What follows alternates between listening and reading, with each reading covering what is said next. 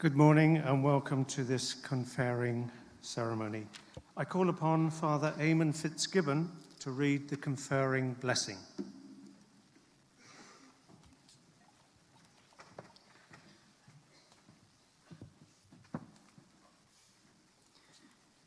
In anam anahar agus an vic agus an spirit neve. Amen. Shlucht as salam céad is nédeag. Is milse de bhríthire le macharabal, ná mil le mavéal. Faim tischkent de bhar de frísopta. Is groinlam gach drochlí. Is lochran de machasa de bhríthir. Is solus de machasáne. A reading from Psalm 119. How pleasing is what you have to say to me, tasting better than honey. I obtain understanding from your precepts. Therefore I hate every false way. Your word is a lamp for my feet, a light for my pathway. Our college motto is Brithir de Malocran. The word of God is my light, my lantern. Today, as you graduate and move on to pastures new, may you know that God is always with you. It is God who will light for you the way, the path, and bring you to the fullness of joy in his presence. Through Christ our Lord.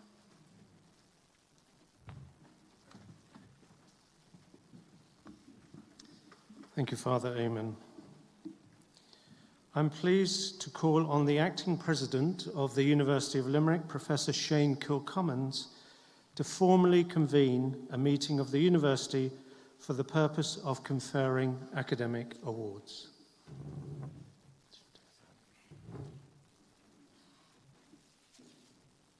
Minister for Further and Higher Education, Research, Innovation and Science, members of Mary Immaculate College, trustees, members of Tudoras Rialta, members of Ancorla Acadúil, faculty members, distinguished guests, family, friends, and graduates of the class of 2024, a meeting of the university is hereby convened for the purpose of conferring academic awards. Exercising the power granted to the University of Limerick by Oireachtas des Éireann, I hereby confer awards of the university on the graduates of the Faculty of Education. Students not present are hereby conferred in absentia.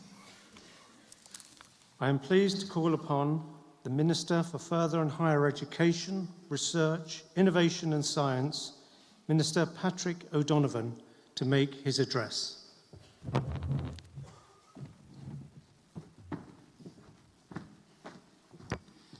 Gurmíle mahagav agus dús bhhailm mabhuichas a gháil don galáiste asach an cuire conve an seo inniu cúpla focail ará an ócád speisialta sin ócád starúil sé sin freisin dus na Micklean. First of all, I'm delighted to be here. I'm delighted to be back in my alma mater, in Mary I, where I went to college myself. I did a grad dip in education here a few years ago, and I know just how important these days are. And I want to start by, first of all, recognising the acting president, Professor Horrigan, and the president of the University of Limerick, Shane Kilcommons, and the other distinguished guests and the members of the faculty. But I also, in a special way, I really want to acknowledge all of the students from Mary I, for whom this is a really momentous occasion.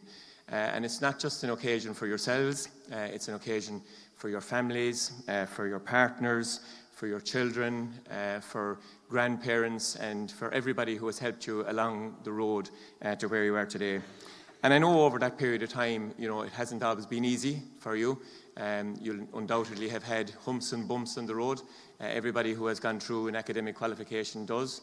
There might have been multiple choice questionnaires that you didn't answer as well as you thought you did. At least when I was here anyway, I always figured out that you could, that I could, if I got so many of them right, there was so many of them that I could guess without risking not getting a pass. So I presume that's still the case. And when I look at this hall, you know, I'm reminded of, you know, this is a place, and young teachers especially will know what I mean. This is a place where you leave all of your inadequacies outside the door, because in here they teach you how to dance and how to be a gymnast and how to do everything else that will absolutely mortify you in front of your colleagues. And in my case, I was a navy and blue bumblebee, because we had to do a dance routine. A group of us were put together to do a dance routine, and it was, without shadow of a doubt, the most mortifying experience, but the best crack that I ever had. You learn how to become a dramatist, you learn how to become a musician, you learn how to become a mathematician, but above all, you learn to become somebody who has the greatest gift. Apart from being a parent, the greatest gift of all that can be really given to anybody, which is the gift of being an educator. Because for those of us who are parents, every day of the week, we entrust to the teachers of Ireland the most important people in our lives, our children. They are the most innocent, the most defenseless group of people that are in society, and yet every day of the week we hand them over and we impart them to young men and women who are the educators of Ireland, to look after them and to do something that really is, it's more than just a job and it's more than just a vocation. It is a gift to be able to take a child into your care, mind it and impart knowledge in a way that other people can't do. And the reason that you can do it is that you have successfully navigated your way with all of the vagaries of teaching practice and floats and everything else. You have managed to navigate your way through Mary I. And you're now joining a really important alumni. Not just an alumni of a college, but you're joining a global alumni of educators. People who all across the world, every single day of the week, have the smallest members of our society put in your care to look after them. And that is a privilege. It is a great privilege. It is probably the second greatest privilege of bringing those children into the world, is to be able to educate them. And for many of you, you will undoubtedly have humps and bumps in your career as well. A lot of you will probably wind up in teaching management. Some of you might wind up in academia. Some of you might wind up in roles that you never thought you could have. The day that I was conferred, I was sitting here where this group are in front of me now. My late parents were over there in the bleachers. I never thought that a couple of years later that I would wind up in Dáil Éireann, and I certainly never thought that I'd be back in the Talton giving a speech as Minister for Further and Higher Education, Research, Innovation and Science. And when you try and say that in Irish, you really know. You really know, and I may as well do it now, on Ara, Arda Dakish, Brescia Dakish, Taida, Nualiakta, Agusoliakta. And when you...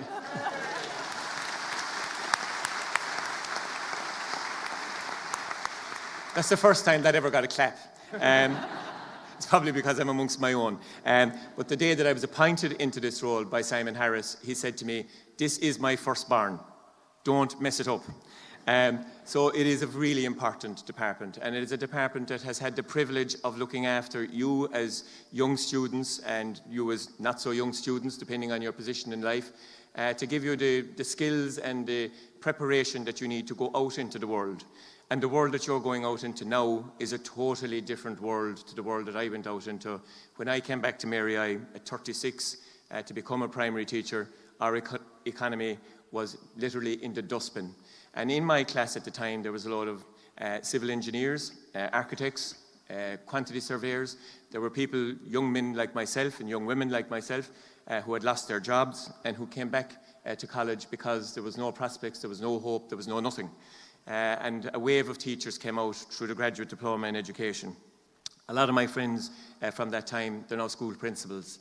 They're running schools and they're imparting a skill set that they were very lucky to have from the outside world as well. And some of them have progressed on into academics, and some of them I know will probably wind up in different careers. Some of them are in the public sector working in the Department of Education. So whatever it is that you're being conferred with here today, you are also joining a really important part of what it is for the educational history and heritage of this city. Because 125 years ago, the Sisters of Mercy decided that they were going to set up a college here for the preparation of young people to go out and become teachers. and it has transformed Irish education.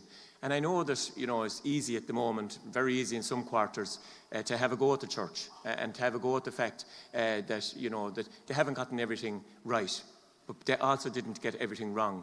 And I'm from a generation that we were educated by young nuns and young brothers and everything else who did their best. Yes, there was some bad apples, we know that. But without the church's involvement in education in the late 19th century and into the early 20th century, we wouldn't have had an education system in this country. And I think we need to be very careful before we throw the baby, the bathwater and everything else out.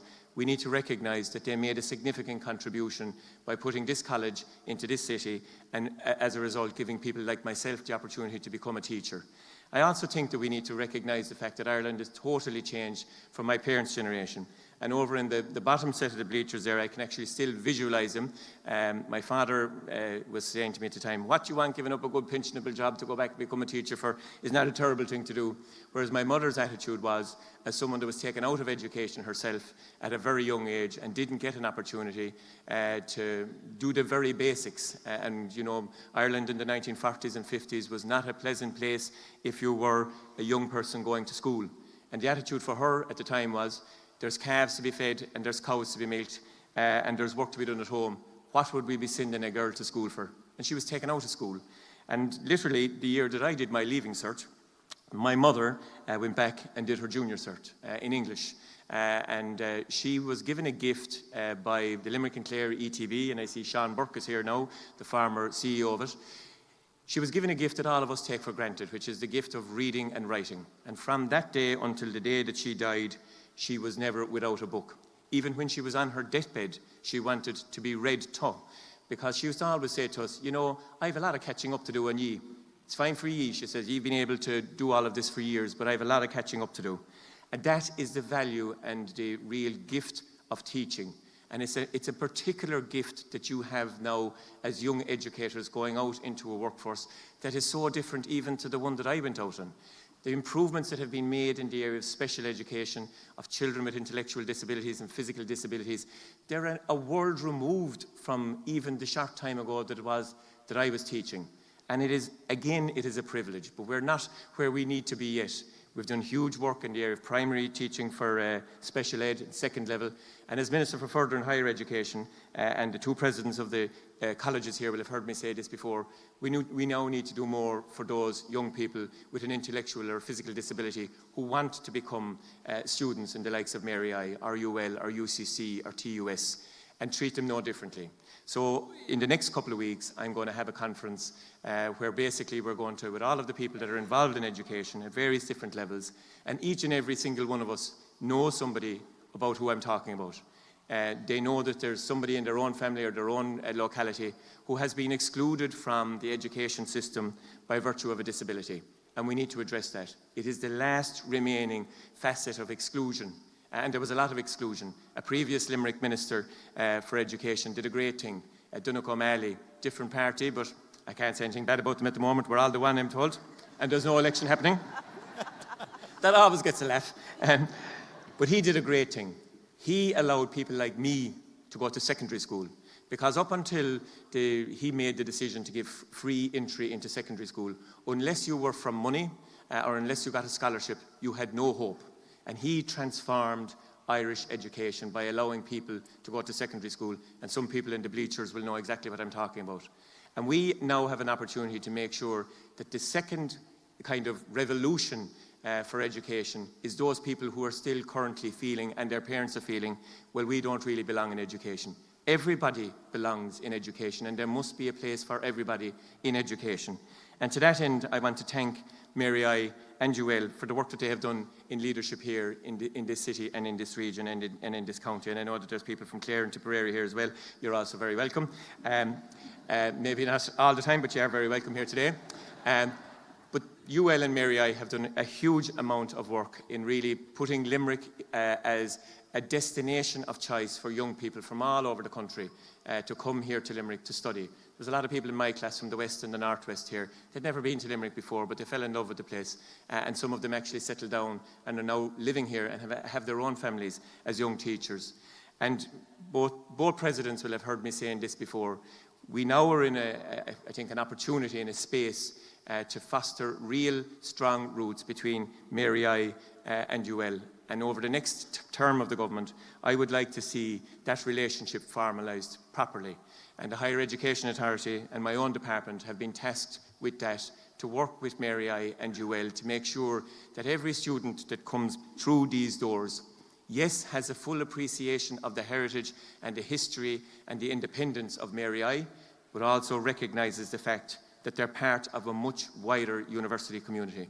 Because the parchments that you're getting today are the University of Limerick parchment. This is one that I have hanging up on my wall, and it's something that you should be very proud of. You're now an alumnus of a huge university with a global reach that has magnificent, I think, credibility in terms of what it is that you can offer, not just as people that are interested in education, because your careers may go totally different directions to the way that the person sitting beside you will, but as well as that you're now part of an institution that has a global reach all over the world. So today is a really important day for you. I remember mine vividly. I remember it, how important it was, not for me necessarily, but for my parents. My parents could never in a million years have thought that their son would become a teacher. And it wasn't until, the county council grants, they're now called Susie grants, for our generation, it was just a not on to be considered to go to university. For a certain amount of families, it was the preserve of the wealthy, it was the preserve of people who had money. But the county council grants that came in the 1980s and the 90s, they transformed access to education. And we've done so much in that intervening period of time to make sure that nobody is excluded. But for me, all I remember is the pride on my parents that first of all, that I had gotten the opportunity to go to UCC, which they never in a million years thought. My sister was kind of a trailblazer. She was the first of our family to go to university. And the day that she got her Leaving Cert results, in those days, 20-something points, now it is 600 odd you're getting, she got offered commerce in UCC. And I remember my father distinctly saying, God, John, I don't know if we'll be able to afford to send you.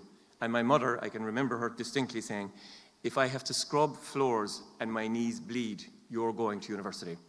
And that's the transition, I think, that a generation made in this country, where they never again wanted to see their children deprived of an opportunity if they could get it.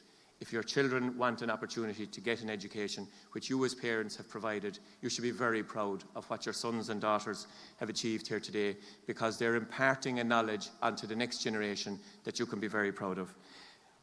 To all of the graduates here in front of me, this is a special occasion for you. You are now really privileged. And this morning, as I was going to drop my own kids off, and it's dress up day, as you can see, it's dress up day here too. They asked me, what are you dressing up as Dad today? So I have a vampire, I have a killer clown, and I have a dead farmer. What are you dressing up as Dad? A teacher. So as I was dropping off the kids today in school, the staff in the school, hugely involved in it, hugely part of it. There they are, the principal of the school is outside as a character from Thriller. The children haven't a clue what Thriller is, but the parents knew exactly what it was. And really immersing themselves. And school is such a fabulous place now to when it was even a generation removed from when I went to school. So to all of you, enjoy your careers. You're going out at a really special time. You're going out at a time in the lives of so many children that you will make such a massive difference to them. You're going out at a time of change. You're going out at a time of challenge. You're going out at a time of phone pouches, but you're going out at a different time to which we went out. But you're going out at a brilliant time. Because, as I said the other day, I was very fortunate in one of my first jobs to have a class of junior infants. And there's nothing nicer than to see a class of junior infants coming in, and at the start of the year they can't even open their lunch boxes, and at the end they're going out, they're very independent, and they can practically read and write to a degree. And I said I moved from one class of junior infants to another class of junior infants in Dáil Éireann. The only difference is they still, a lot of them can't open their lunch boxes. So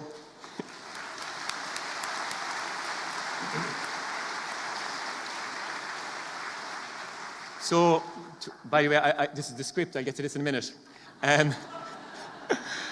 So to all of you, look, as minister with responsibility for you, it gives me great pride, and it gives pride as well to the government who have invested so much. This is the biggest investment that we got ever this year for further and higher education. It's a new department, but it is a department that has made a big difference. And I think that I could say to Simon Harris maybe 7 or 8 months after, he says he's going to retain the department if he's kept, and I said, phew, and he said, that doesn't mean you're getting it. This is a good department because we're looking after the next generation of educators, of people who have, I think, the trust of the parents of Ireland in your hands to look after our children. It is the second greatest privilege that you will ever get after being a parent, is to become an educator. So on behalf of the government, on behalf of all of my colleagues in the department, on behalf of everybody that's here, we're immensely proud of each and every one of you for your achievement. Best of luck in your careers, wherever that takes you, whether it's in a school or in management or in academia or in another form of education, or maybe it's something totally different. You might even wind up where I wound up. And if you do, more power to you. But to each and every one of you today, your educational journey is at a milestone. It's not at an end. It's a rung in the ladder. And while you're wearing black today, there's no reason that you mightn't wear red in the future. And if you do, the very, very best of luck to you. So from each and every one of us, we're immensely proud of you. Congratulations.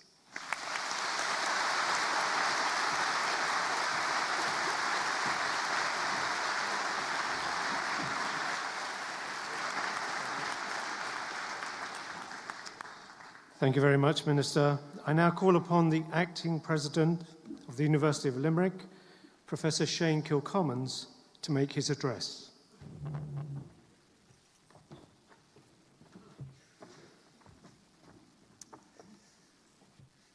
Thank you, Dean.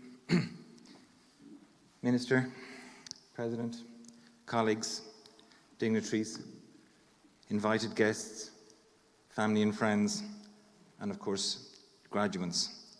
You're all very welcome, and it's a privilege for me to be here today. And I really know my place here. Trying to follow a speech after the Minister is no easy task. I feel like a lighthouse in a bog, curious to look at, but no real purpose. So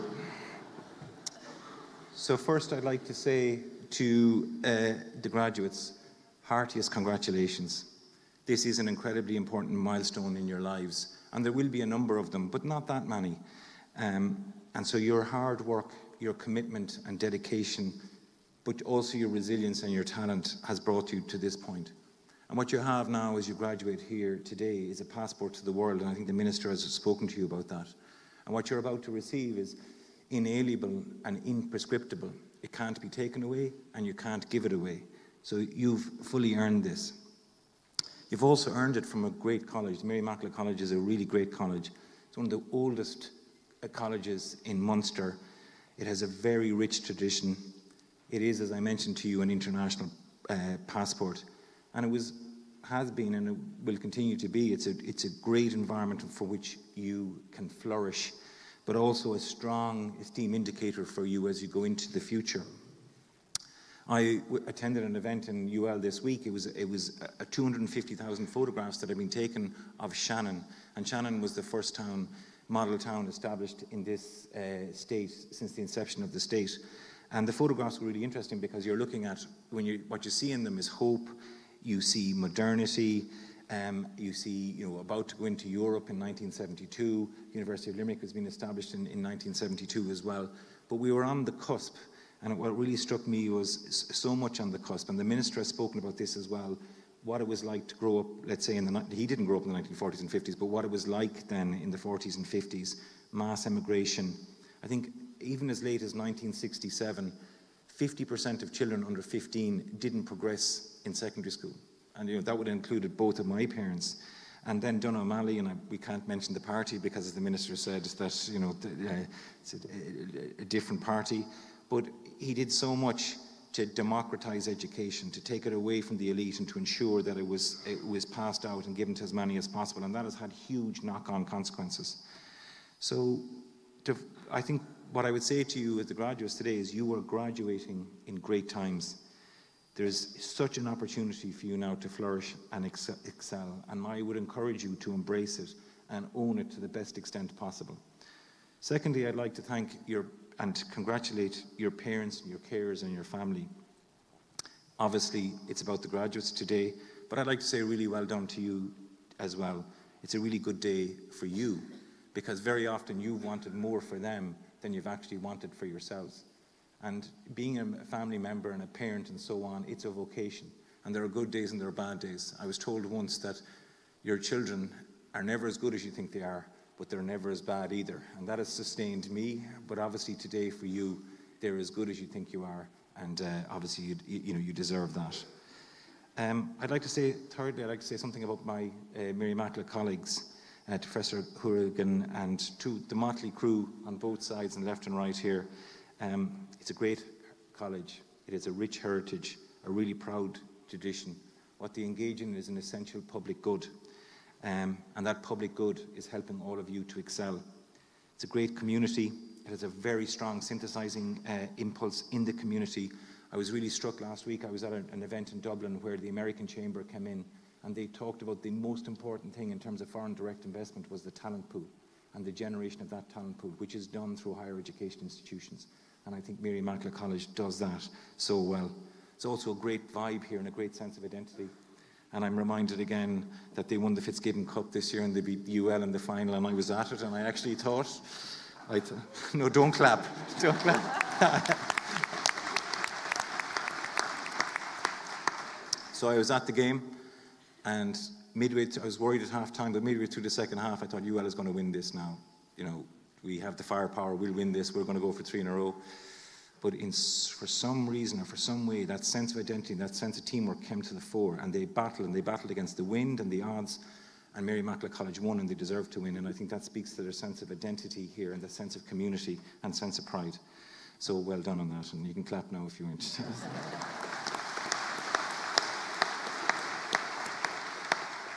I'd like to say something about the minister.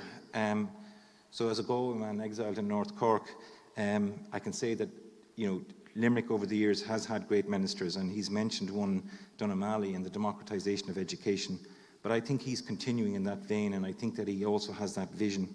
I've worked closely with him because I've had to in UL over the last few months, and I'll say this about him. He has an incredible understanding of his portfolio. He is an absolutely committed and passionate interest in higher education. I mean, he's an industrial chemist himself, and he's also a teacher, so he understands it fully. He understands the importance of higher education institutions, both nationally, but he also understands their importance regionally. He's very tough, but he's also very, very fair and completely straight. And I'm really glad that our paths have crossed, and I think he's an outstanding minister. And we're lucky to have him in Ireland, and we're lucky to have him in the region. I'm supposed to say something profound now. And so the difficulty with that is I teach criminal law and evidence, and if I say something profound about those, you leave before the graduation finishes, and you won't have your, you won't have your parchments. But so I have one lesson, and it's a small story. I'll tell you, and I'll tell you it very quickly. And it's about a case, and it's called the Grudge case. And the Grudge case is about a woman who didn't like her husband. It's in Germany, so it would never happen here, but she was tired of him complaining. It was in 1944. He was constantly complaining about the Nazi regime. She was tired of it, but she saw an opportunity. So she told the local authorities in 1944 that her husband came home every night and he complained about the Nazi regime. And at the time, that was punishable by death. He was tried by a military tribunal. He was sentenced to death. She was the witness in chief. She gave evidence against him, and he was found guilty. But at the time, in terms of the war, they needed men for the Eastern Front, so his sentence was commuted and he was sent to the Eastern Front. And in some ways that was a fate worse than death, but he survived, and came home, and he was obviously frustrated and annoyed, and he met her again, and he said the war, obviously everything had changed, and he said, look, I want you prosecuted for what happened here. You attempted to kill me, and you deprived me of my liberty. And this was a precursor to the Nuremberg trials, because her defense was, there's a legal system in place, I'm only following the rules. I had to tell them, you were criticizing the regime, I'm only doing what the rules said. And so for the first time they had to think about this. What are we going to do in respect of this, these rules? And this will be the defense that's going to be used through the Nuremberg trials.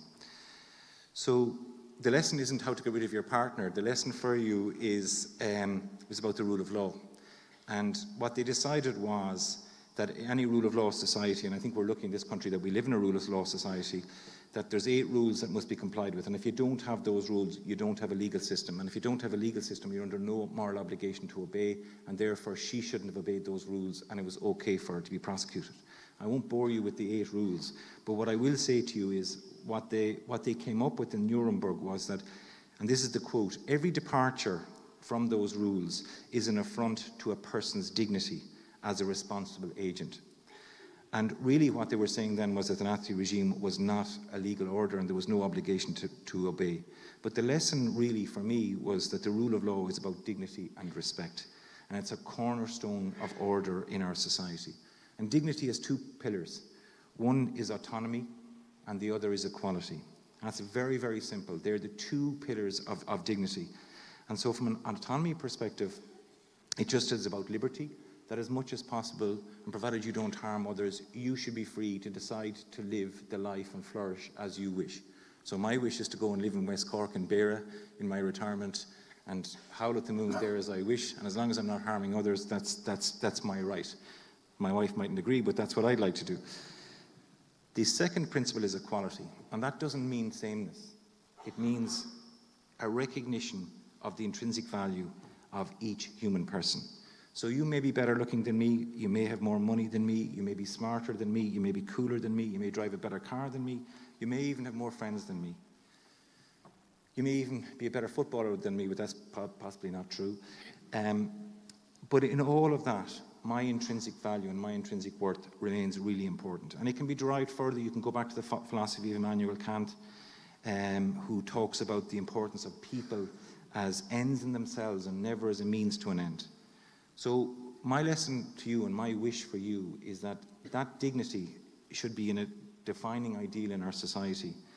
And my hope for you is that in your interactions, in your choices, in your engagements, in your challenges and in the tribulations that you face in your life, that you will remember your own intrinsic value and worth as individuals, and that you will afford it to others as you progress in your lives, given the opportunities that you've had.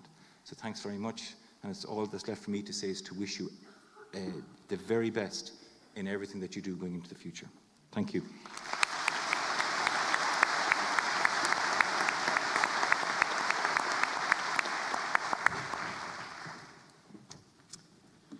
Thank you, Professor Kilcummins. I now call upon Professor Niamh Horrigan, Acting President of Mary Immaculate College, to make her conferring address.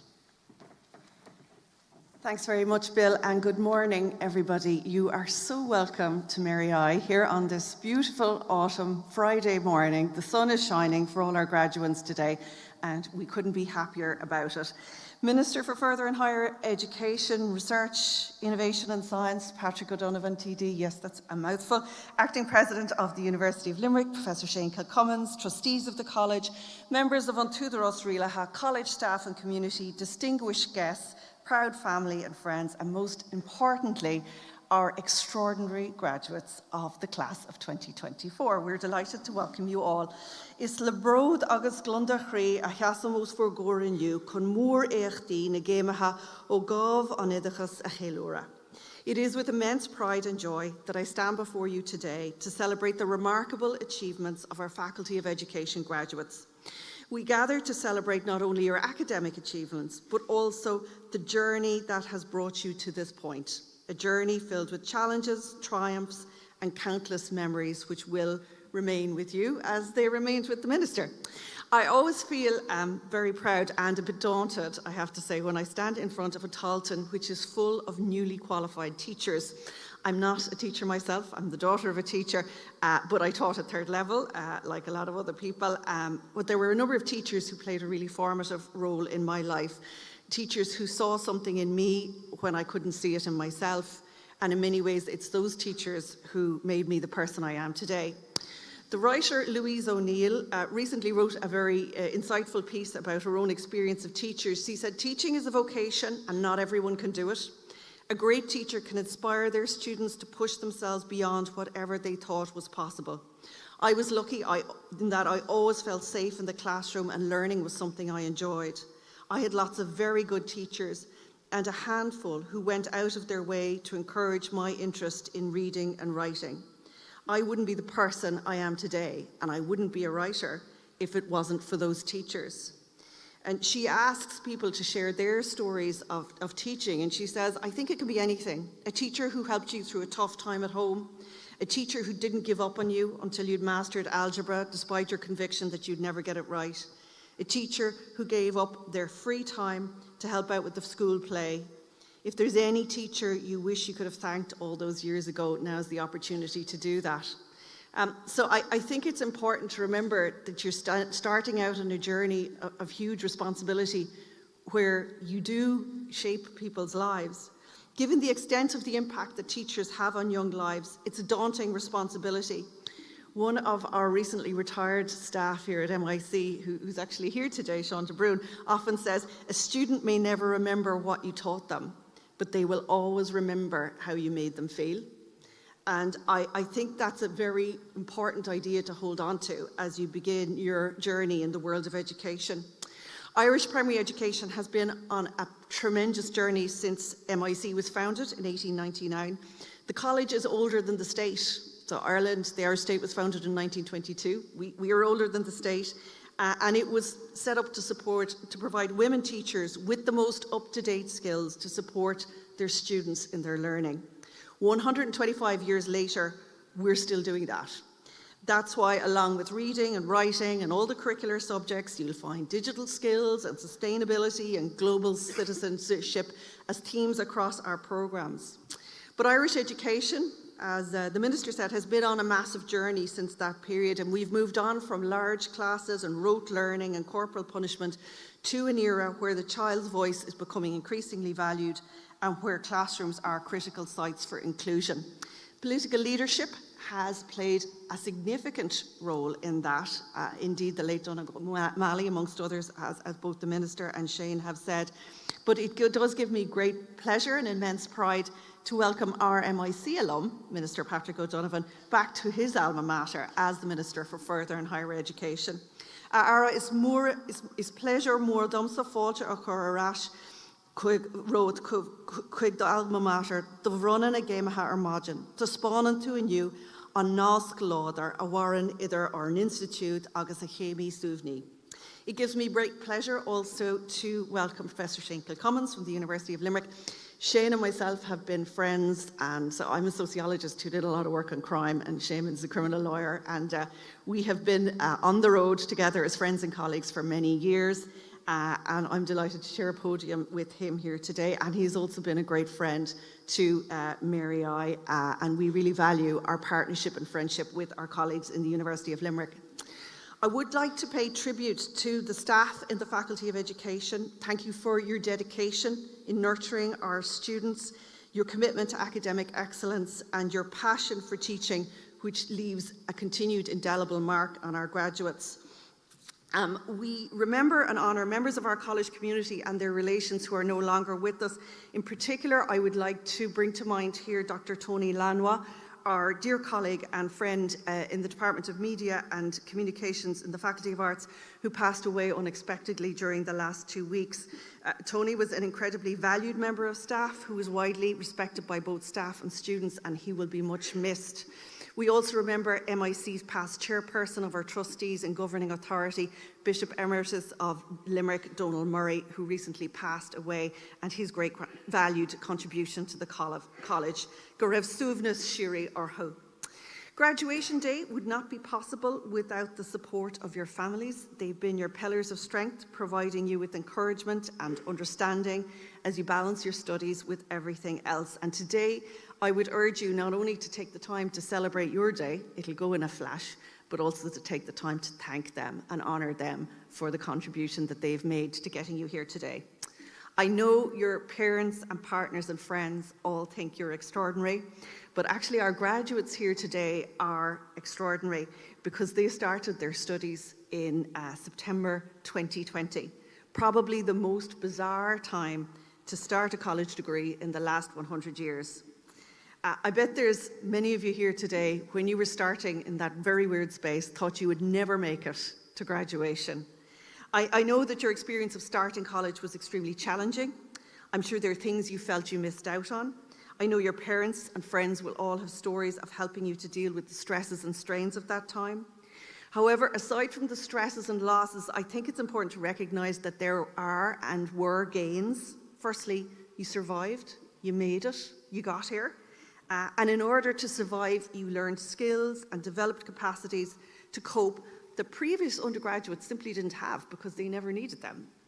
Many of these skills are an asset that you now take with you to the workforce or further study. You also take with you a capacity for resilience, which you've developed during these tumultuous 4 years, and that will stand you in good stead. I would like to pay a special tribute to our PhD students, many of whom again started their research during the COVID era. We have 24 PhD graduates over 2 days here coming to our conferring ceremonies.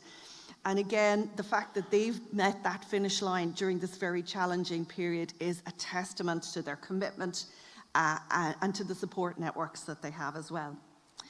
In closing, I urge you, the class of 2024, to embrace the future with confidence and determination as the next step on your life journey begins. You're now equipped with the tools to make a difference, and the world needs your passion, your creativity, and your commitment. Mar chéimeach chláiste bhuair an small tá sibh olava de dúchláin na tauchaí damda agus chun cur go mór le fiosú or nán. Bíoch tauchaí geala guibh, bíoch sibh rathúil ar bhór níireachtaí agus bíoch toncar dearfach a guibh. Remember that you are and will be forever part of the MIC family. Wherever your journey takes you, just like Minister Patrick O'Donovan, you will always have a connection and a home here at Mary I. May your future be bright, may your endeavours be successful, and may your impact be profound. Congratulations to the class of 2024, Cogordicus Gliv Galer, agus gur míl maith.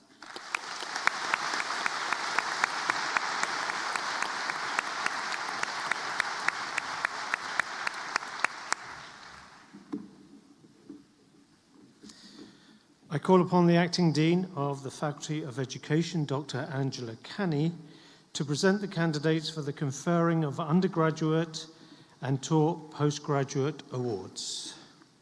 Acting President, the Academic Council of the University has been satisfied that the following candidates are worthy to be conferred with undergraduate and postgraduate awards. Therefore, I present the candidates and request you to confer the awards on them. Okay, we begin with the Bachelor of Education, Jessica Baker.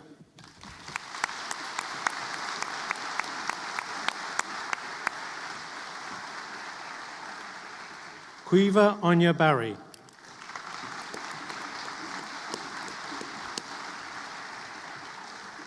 Kira Barry.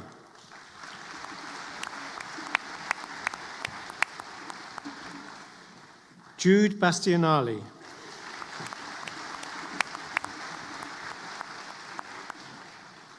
Kate Ann Bateman.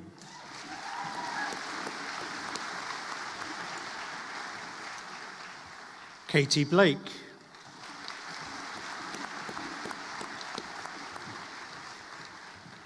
Rachel Bodkin.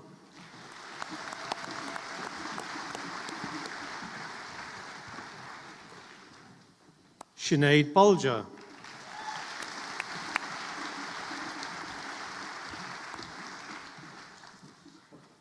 Emma Bork.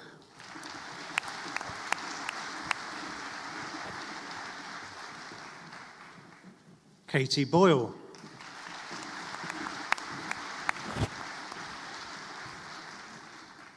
Michael Brazil Carroll.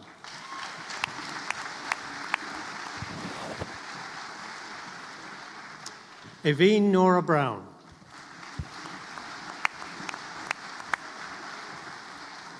Emma May Brown.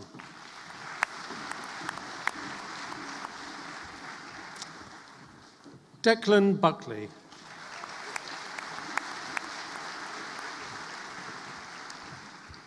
Erin Anya Buckley.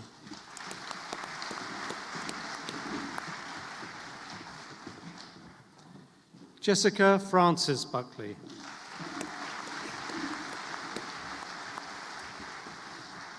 Katrina Buckley.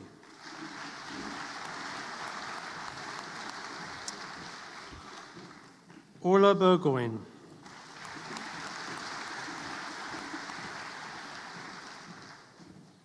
Kelly Burke.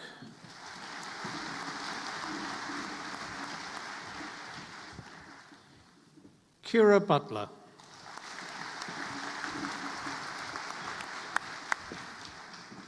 Holly Butler.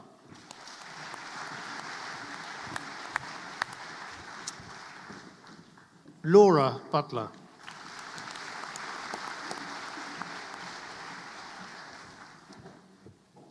Amy Ann Byrne.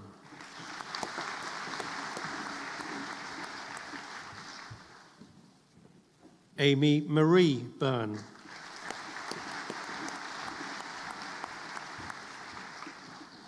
Chloe Byrne.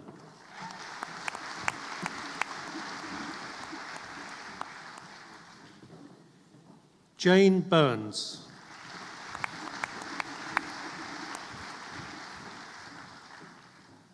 Evan Katrina Kafaki.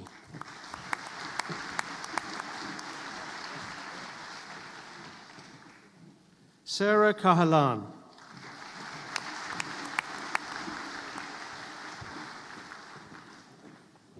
Ruth Eileen Cahill.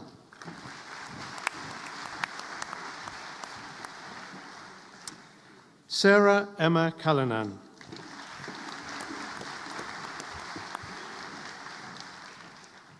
Liam Callanan.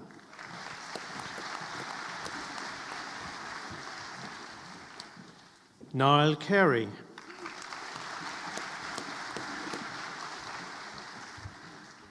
Aoife Carroll.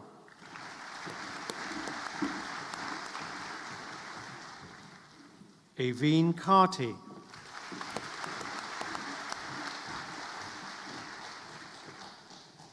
Avril Carty.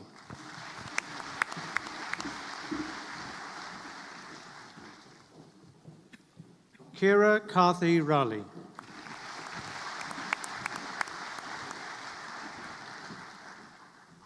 Killian Casey.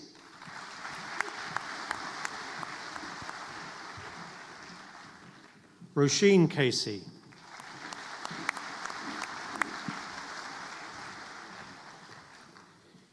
Kira Cleary.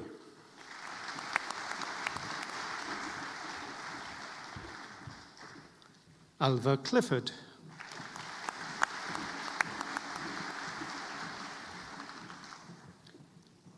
Ailish Clifford.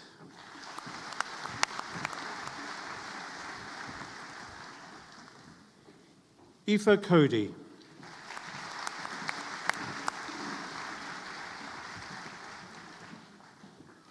Emma Colbert.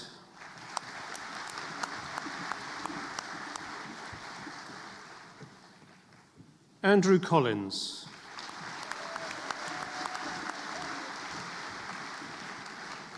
Matthew Collins.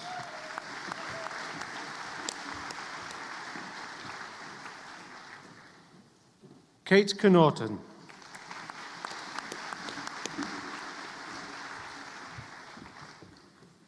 Cian Colony.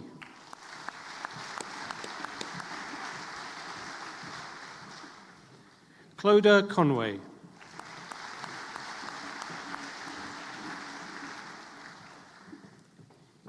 Kira Corbett.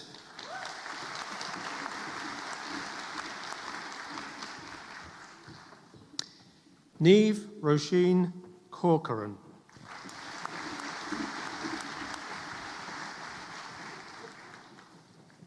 Laura Costello.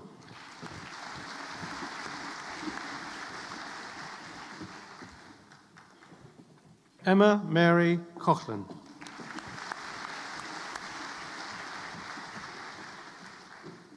Megan Christine Courtney.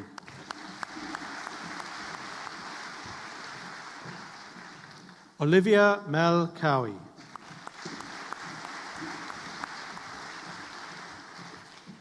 Emma Coyne.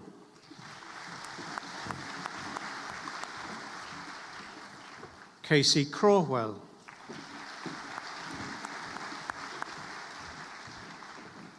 Liam Crevin.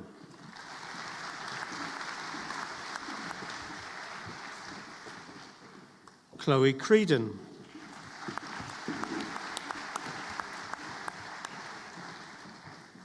Dervla Cronin.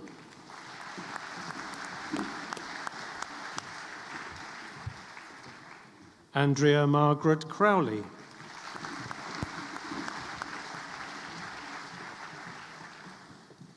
Julie Noreen Crowley.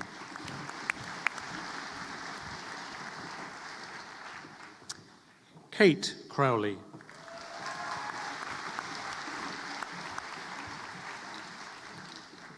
Mary Claire Crowley.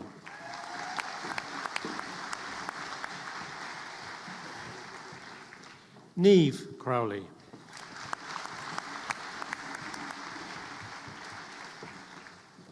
James Frank Cummins.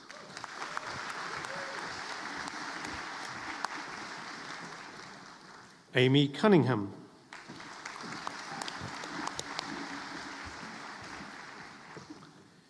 Dara Joseph Curran.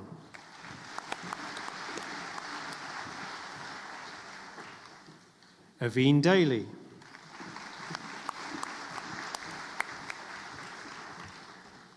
Elaine Daly.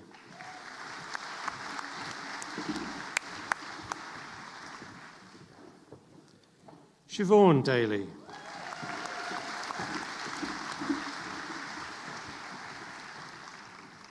Emer Davis.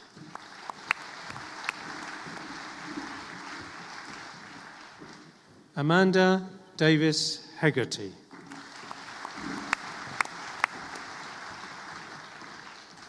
Anna Dean.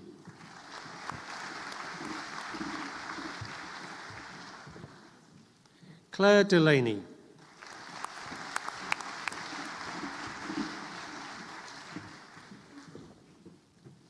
Ellen Delaney.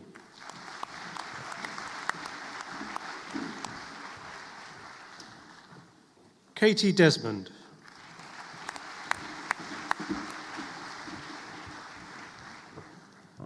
Thomas Devani.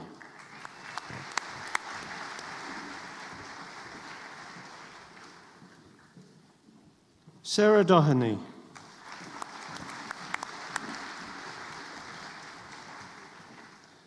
Manus Doherty.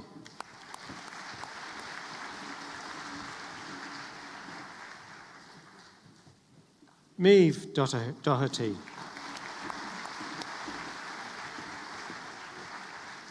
Conor Donlon.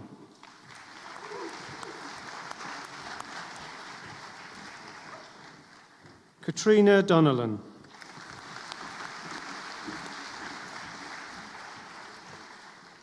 Cleona Donnellan.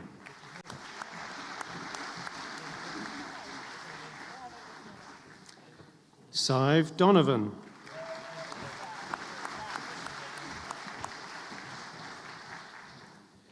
Mariosa Dowling.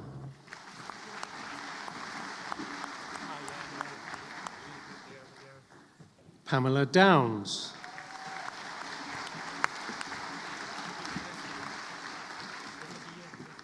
Katie Ann Doyle.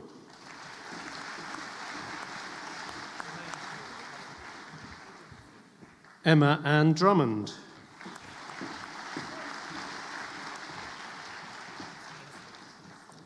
Eilish Duffy.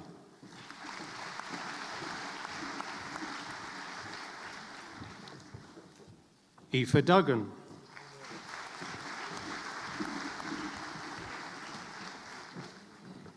Kate Dwan.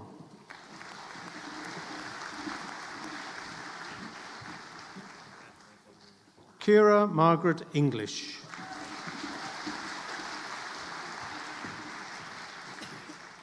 Dean Ennis.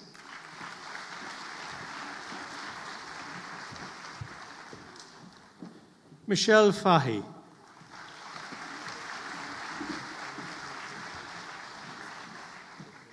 Liam Fahy.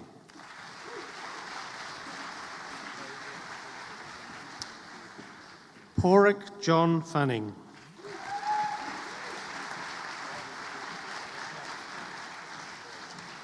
Keen Farragher.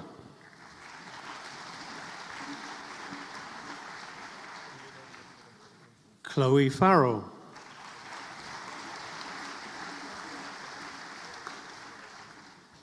Eleanor Farrell.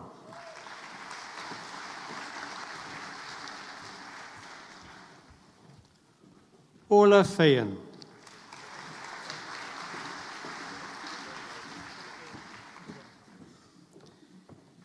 Kelly Feehan.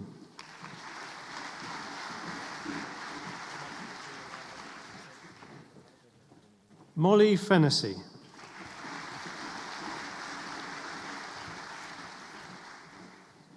Emma Finnin.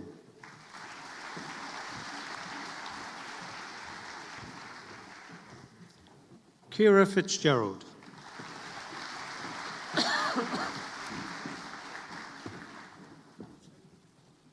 Martina Fitzgerald.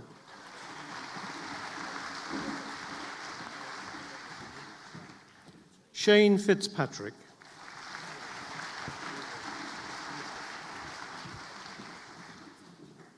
Zara Fitzpatrick.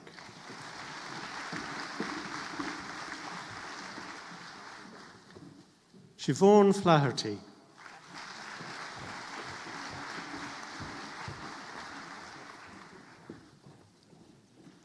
Kira Flahive.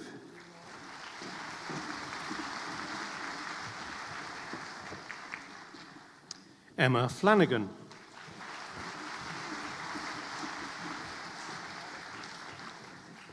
Joseph Flood.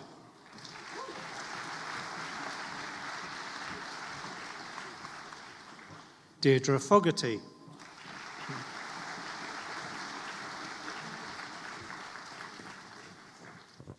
Johanna Fogarty.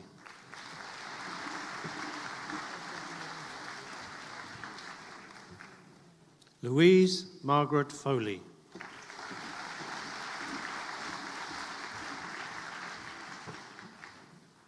Megan Foley.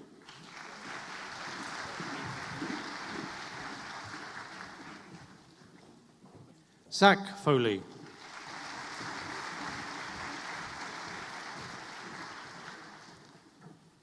Aisling Foran.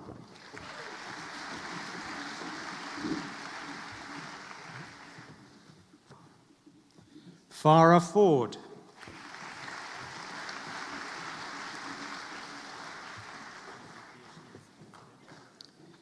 Ellie Forrestal.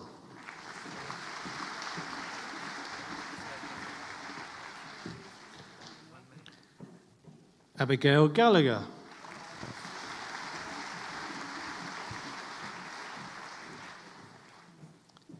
Hannah Garrity.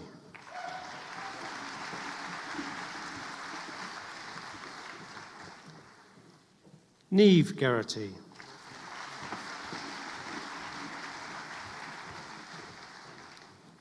Claire Gibbons.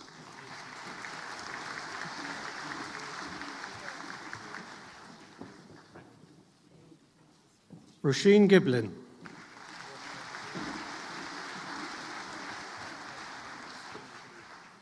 Colleen Giles.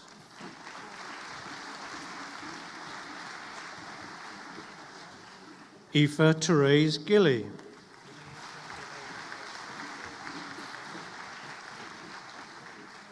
Sarah Jane Gilmartin.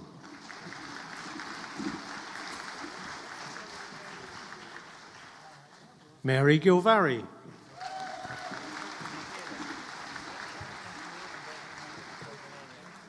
Kira Gleeson.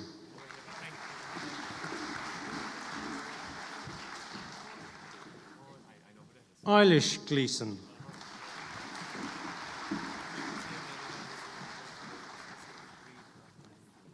Michaela Glynn.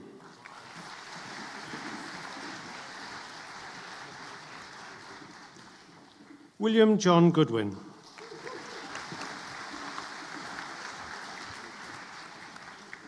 Zoe Goff.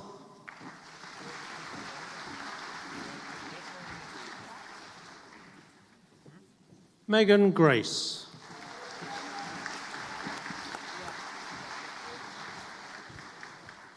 Jane Ann Green.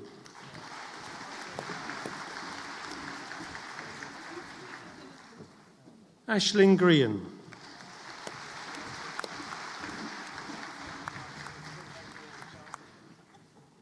Connor Edward Griffin.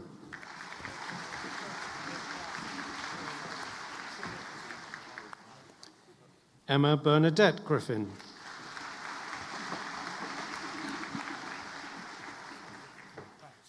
Dara Grimes.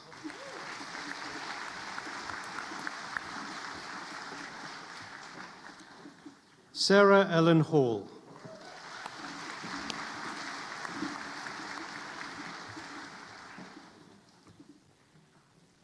Hannah Hallahan.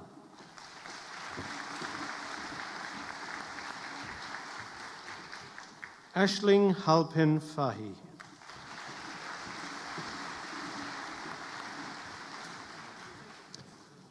Laura Hanbury.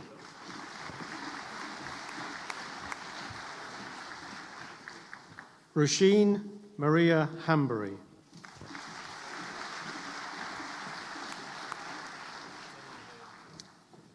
Leah K. Hanley.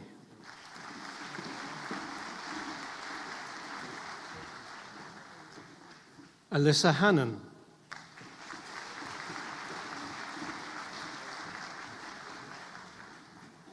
Lucy Harron.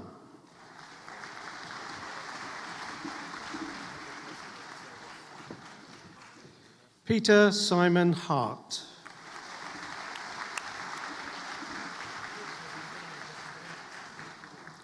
Rachel Hartigan.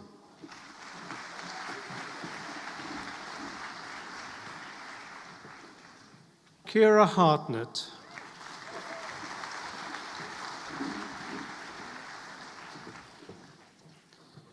So you notice some of the big shoes that are coming across here. So I'll just say to you as you walk along there, watch out for the down ramp, okay? You might pick up some momentum there. Straight out the exit doors, okay? That's to the women as well. Sean Hartney.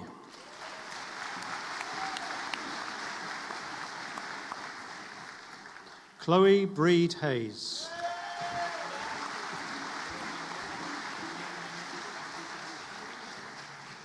Clodagh Healy.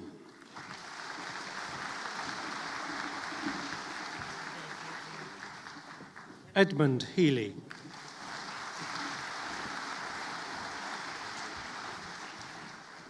Mary Kate Healy.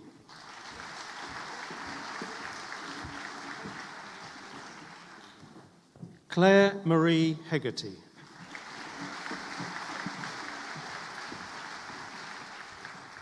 Quiva Mary Hennebury.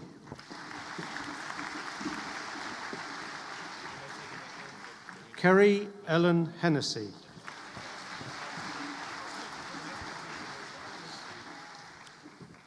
Orna Hennessy.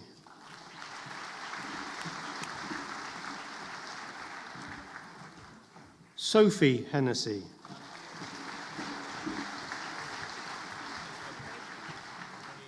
Emma Hickey.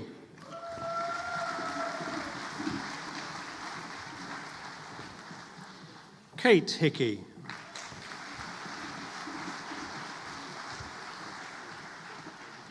Emma Ann Hinchy.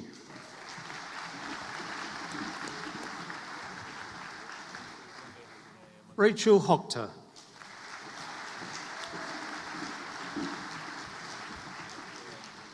Laura Hogan.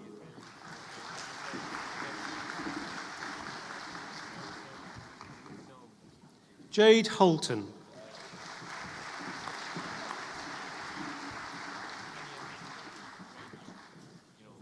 Fola Marie Houlihan.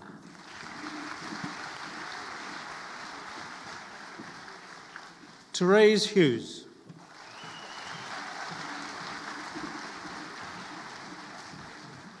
Hannah Hurley.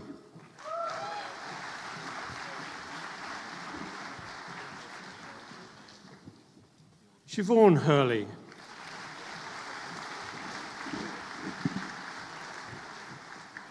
Kira Hurst.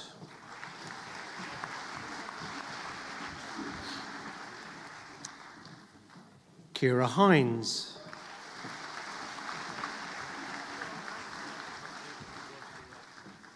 Sarah Margaret Hines.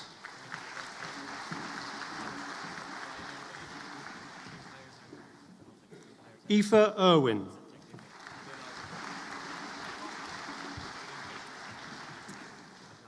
Rachel Jacob.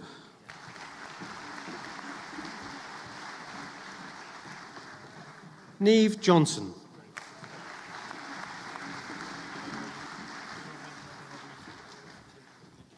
Anya Joyce.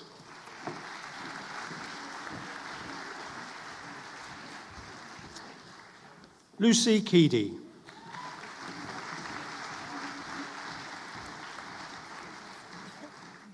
Amy Keane.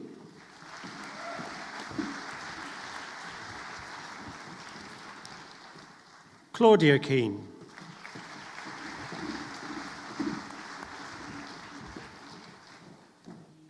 Serena Keane.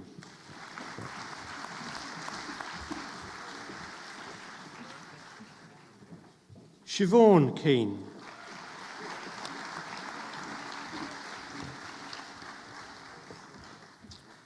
Tomas Keane.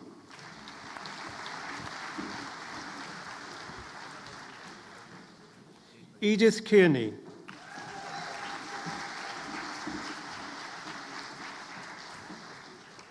Nicola Keenan.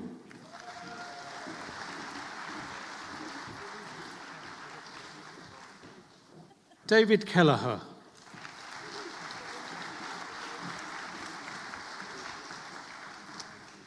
Owen Kelly.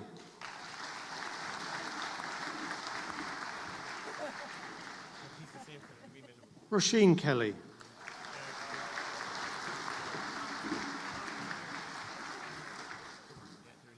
Sarah Kemple.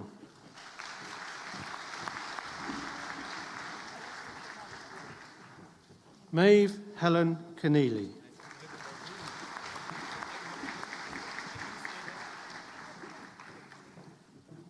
Owen Kennedy.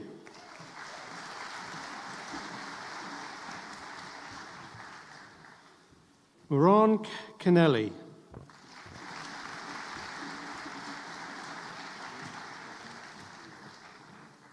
Anya Kenny.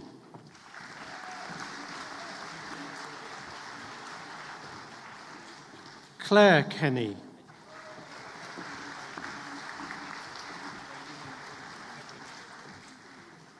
Emma Kenny.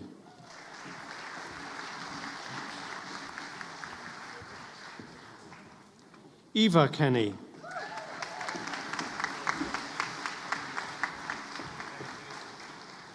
James Kenny.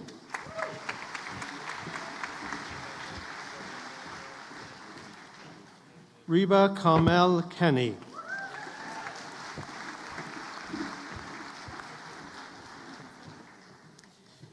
Kate Keogh.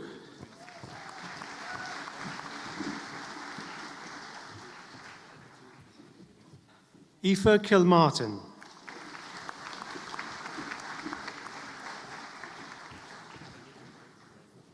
Louise King.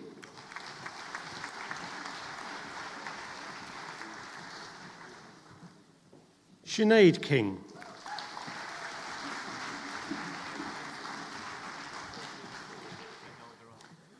John Kerwin.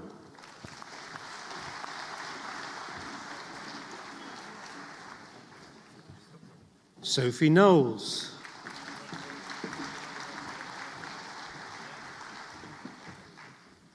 Paulina Kovosta.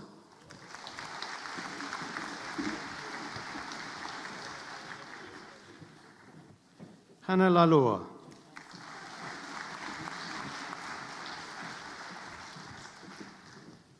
Ellen Patricia Lane.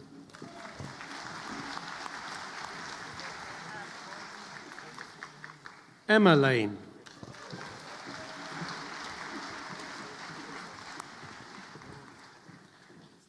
Erin Leahy.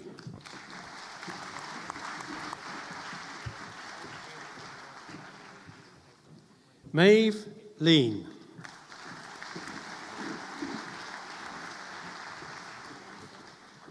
Kira Ann Leddy.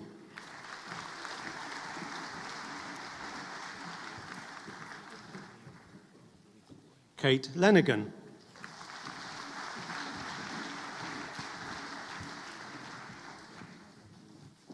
Tara Lenihan.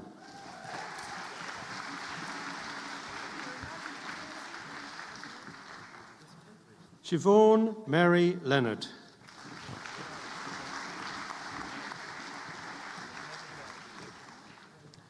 Luke Lockhart O'Day.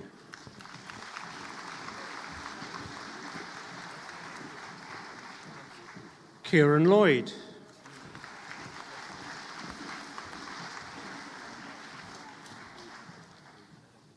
Katie Lonergan.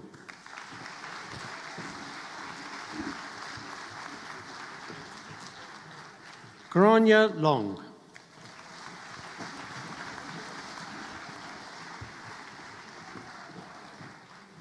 Jack Lowney.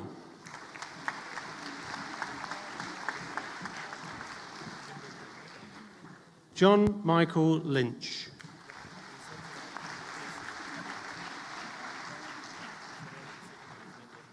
Katie Therese Lynch.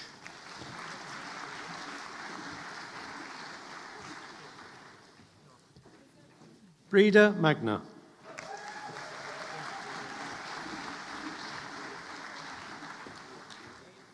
Annie Maher.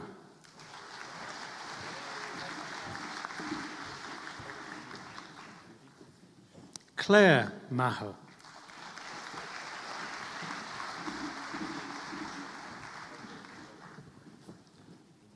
Robert Patrick Maher.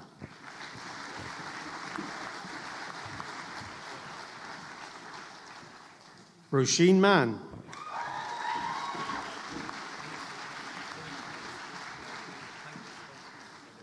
Olivia Mannion.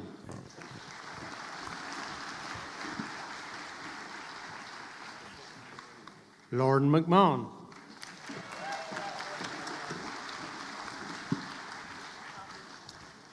Rachel Marie Norton.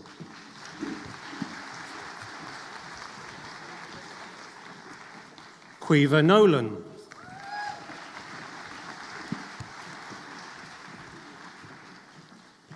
Kate Upton.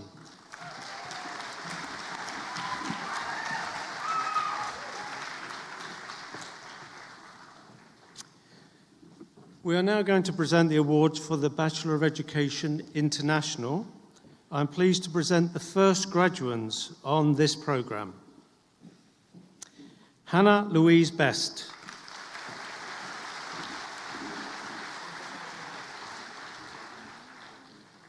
Niamh Conlon.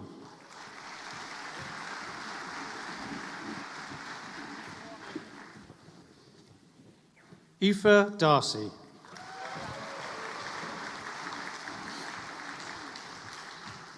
Eugene Daly.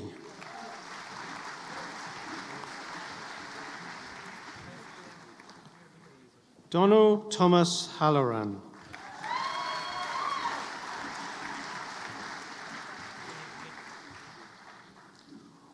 Orla Herney.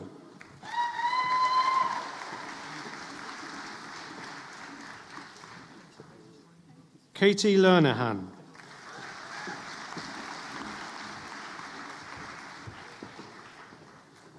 Michelle McCarthy.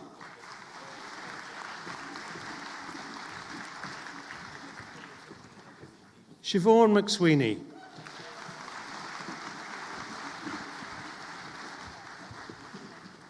Heather Moran.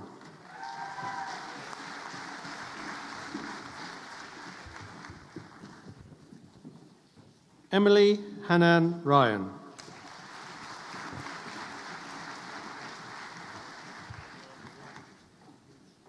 Ciara Ann Shanley.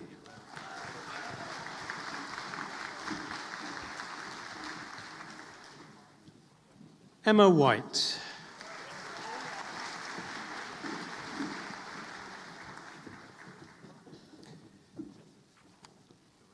So before we move on to our next programme, just perhaps we could give one last big round of applause to all of our Bachelor of Education students.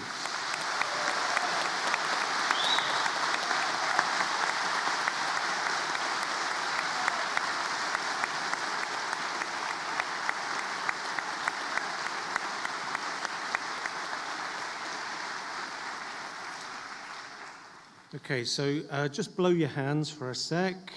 Okay, take a little break. We're going to have a little bit more, and then we're going to have an interesting break. Okay, stay with me. It will be good. But before that, we're going to move on to award the Professional Master of Education in Primary Teaching. Yes, we are, yeah.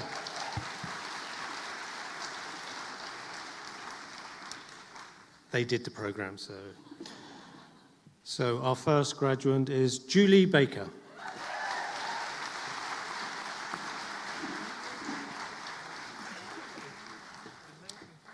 Jack Barnes.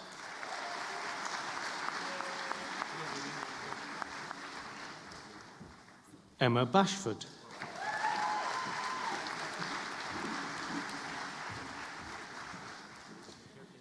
Joy Ann Olivia Begley.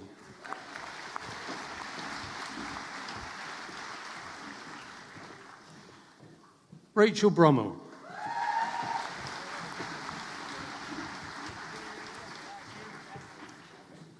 William Paudrick Brosnan.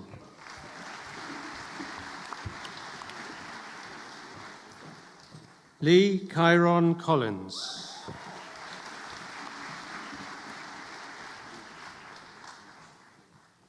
Keen Curran.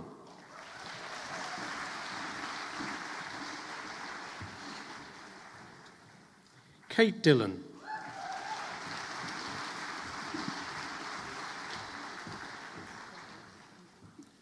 Rachel Duffy.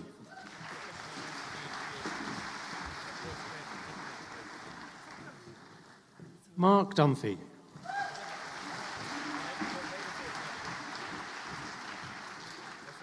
Luke Egan.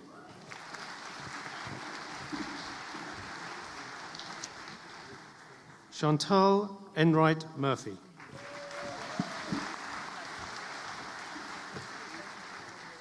Shane Farrell.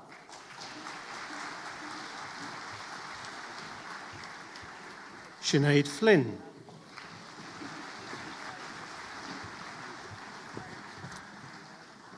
Dervla Freeman.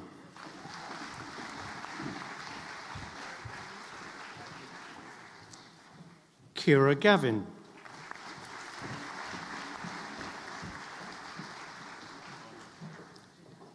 Leisha Gibbons.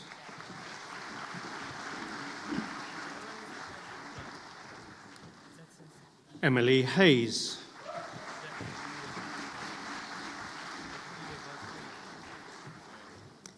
Alison Haggerty.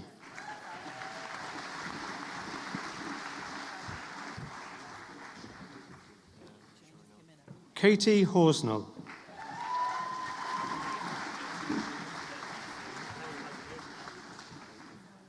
Quiver Kavanagh.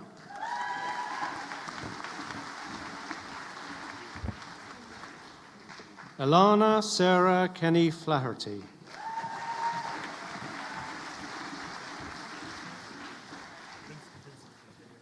Olivia Cuhan.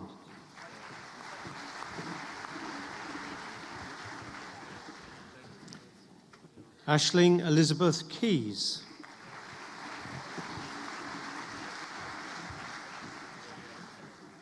Erin Kilgareth.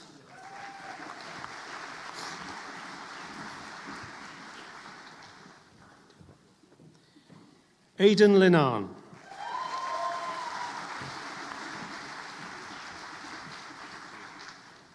Caitlin Lucy.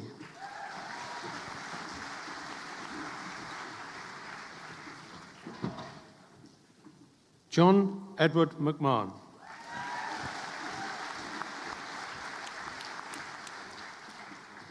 Danielle McCarthy.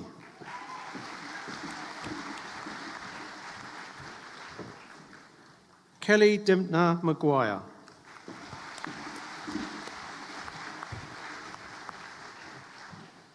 Roisin McPhillips.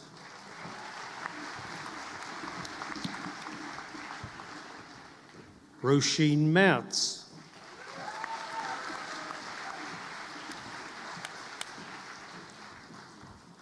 Emily Moynihan.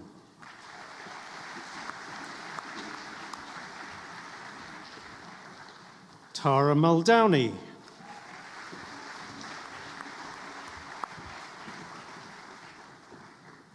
Megan Ann Murphy.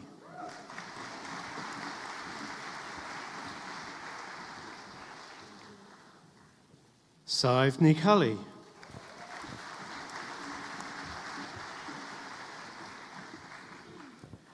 Brian Noonan.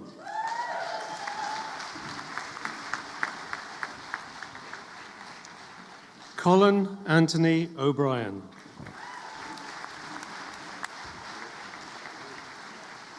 Grace Elizabeth O'Connor.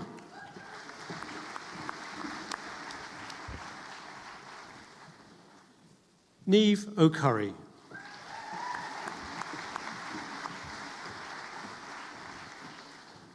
Cheyenne O'Farrell Malloy.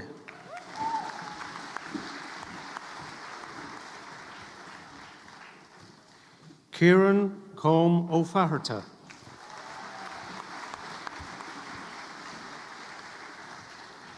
Nicole O'Leary.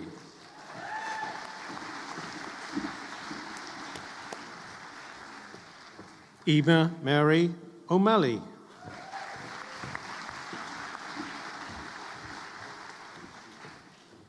Niamh O'Meara.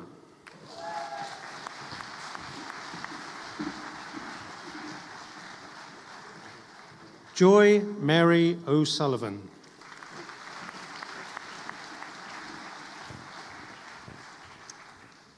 Lorraine O'Sullivan.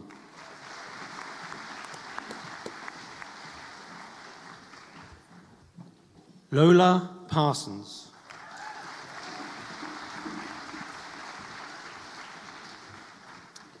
Abigail Catherine Richardson.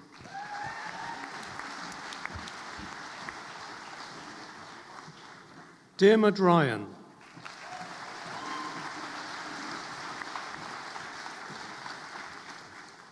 Emily Jane Ryan.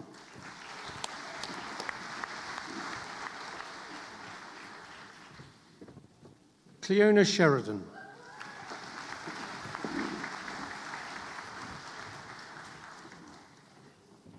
Rebecca Smythe.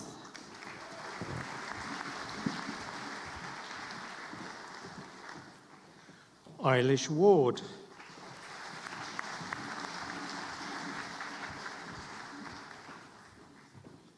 Saoirse Regine White.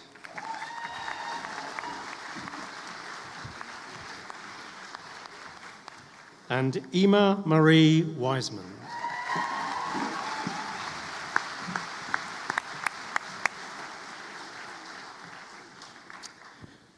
Now for the little break I promised you. We will now have a very special award to one of our graduates.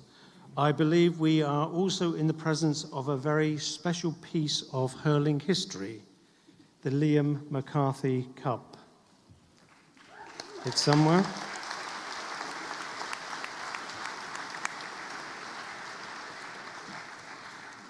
So this is the Outstanding Achievement Award. Now, it's my pleasure to introduce the Award for Outstanding Achievement. This award is intended to mark outstanding achievement in any field of endeavour at local or national level. This year, our recipient of the Award for Outstanding Achievement is Dermot Ryan.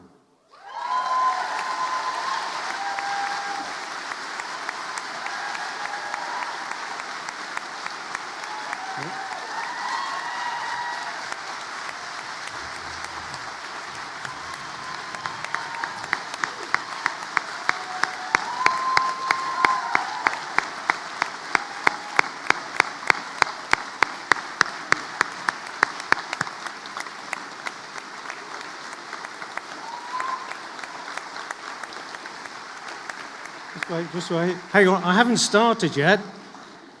Please do sit down a sec, okay? In case there's anyone here who doesn't know who this is, I just have to read out some information about this person.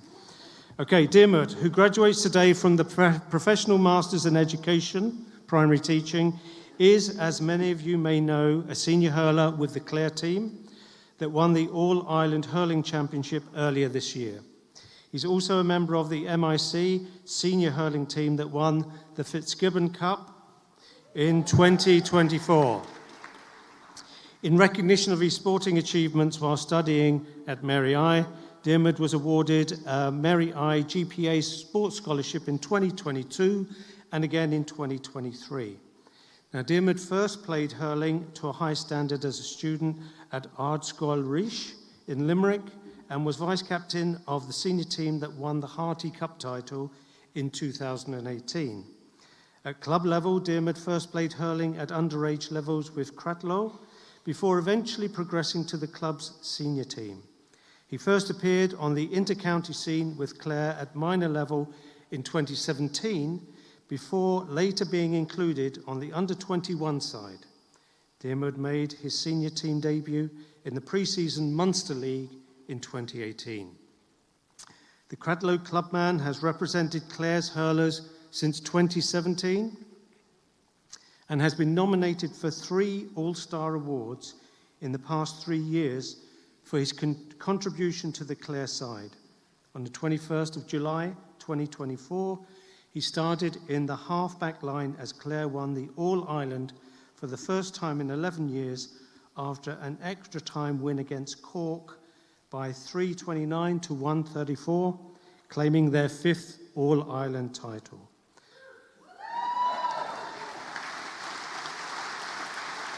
I now call upon the accident president of Mary Immaculate College, Professor Niamh Horrigan, to present Diarmuid Ryan with the award for outstanding achievements.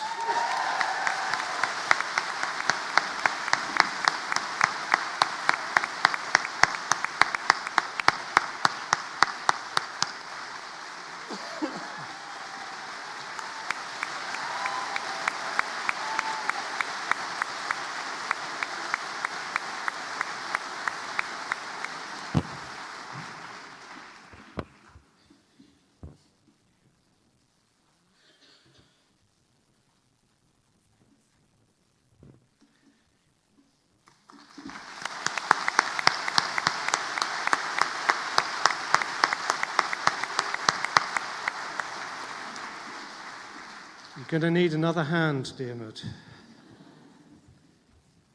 Diarmuid Ryan, everybody.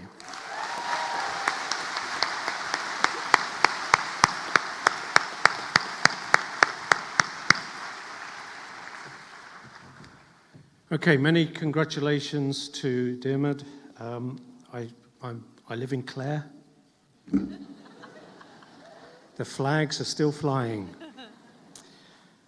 Okay, we are going to carry on with some further awards. The first is the Graduate Diploma in Education Studies. This is presented in absentia for Fiona Taylor. Perhaps we'll give her a little round of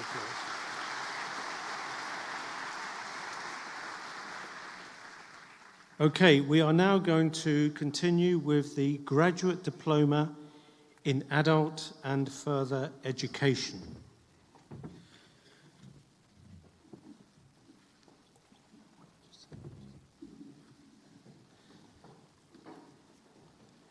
Okay, and our first graduate is Daniel Jack Brennan.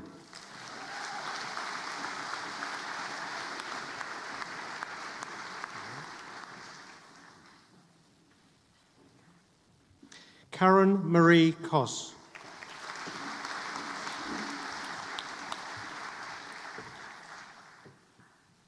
Francesca Gerald.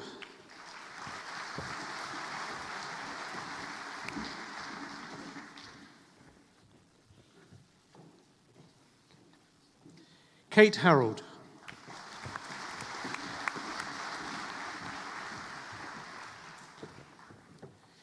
Jennifer Hodgkins.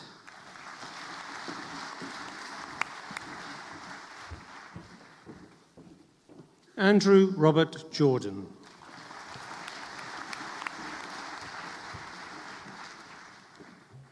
Carmel Anne Lemarquand.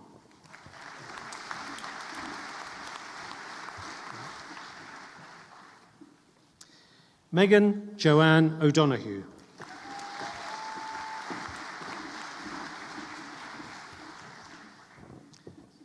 Oliver Joseph O'Halloran.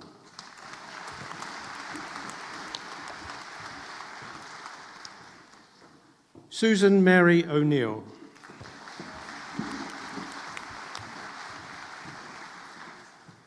Jessica Alana Quirk.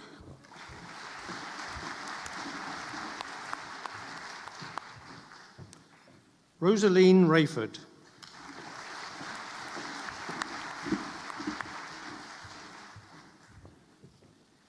Emma Louise Walsh.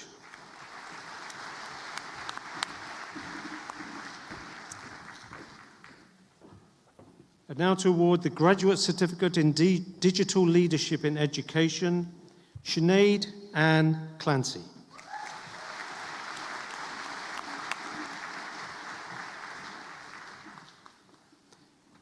And now the Graduate Diploma in Digital Leadership in Education, Garvan Queenie.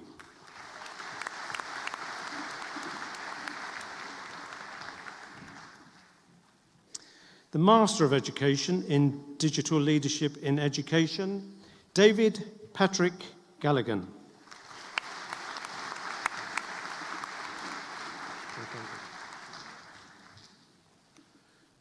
Sean Ormsby.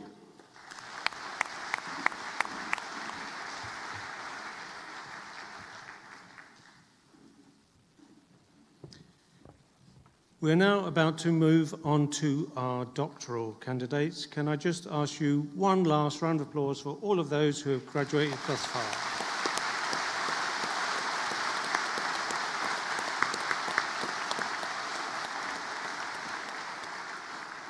Now, Dr. Angela Canny, Acting Dean of the Faculty of Education, will now present the candidates for the award of doctoral degrees by research and thesis. Acting President, the Academic Council of the University has been satisfied that the following candidates are worthy to be conferred with doctoral degrees by research and thesis in education. Therefore, I present the candidates and request you to confer the awards on them. The doctoral candidates will be presented with their caps by their supervisors. The doctoral candidates will then be presented with their parchments by the Acting President of the University of Limerick. Dr. Grace Cardiff has successfully undertaken a programme of study and research under the supervision of Dr. Deirdre Nicronan and Dr. Richard Bowles, Mary Immaculate College, and Dr. Tim Fletcher, Brock University. The title of the thesis is An Exploration of Student Voice in Primary Physical Education. The doctorate candidate will now be presented with their cap by Dr. Richard Bowles.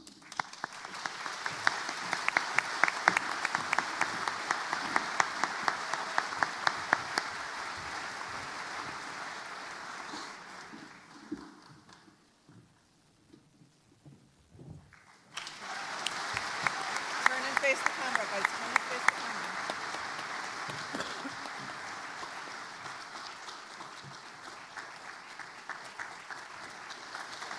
Now, which department?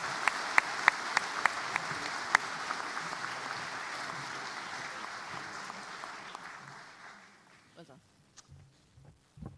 Dr. Katie Chappell has successfully undertaken a programme of study and research under the supervision of Dr. Johanna Fitzgerald and Dr. Finn O'Maraku, Mary Immaculate College.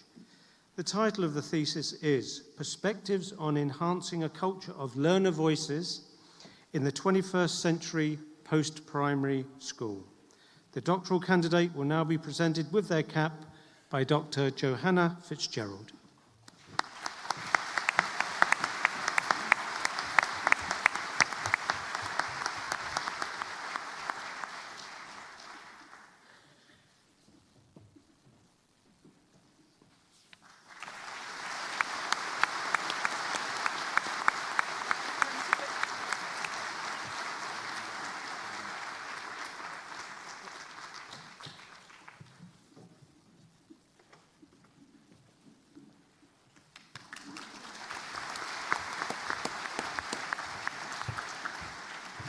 Dr. Michelle Fitzpatrick has successfully undertaken a programme of study and research under the supervision of Professor Aisling Levy, Mary Immaculate College. The title of the thesis is From STEM to STEM, Developing the Landscape of Teacher Learning for STEM Education. The doctoral candidate will now be presented with their cap by Professor Aisling Levy.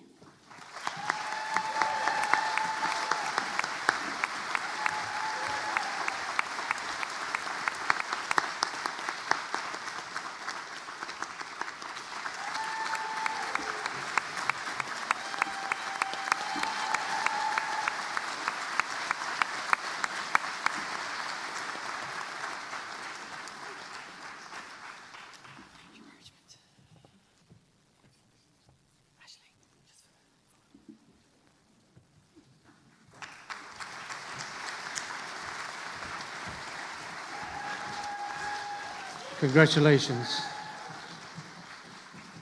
Yeah, these caps are not great for hugs, really. Dr. Sarah Gallagher has successfully undertaken a program of study and research under the supervision of Dr. Johanna Fitzgerald, Mary Immaculate College. The title of the thesis is Leadership for Inclusive Special Education in Irish Primary Schools, an Exploration of the Role of the SENCO. The doctoral candidate will now be presented with their cap by Dr. Johanna Fitzgerald.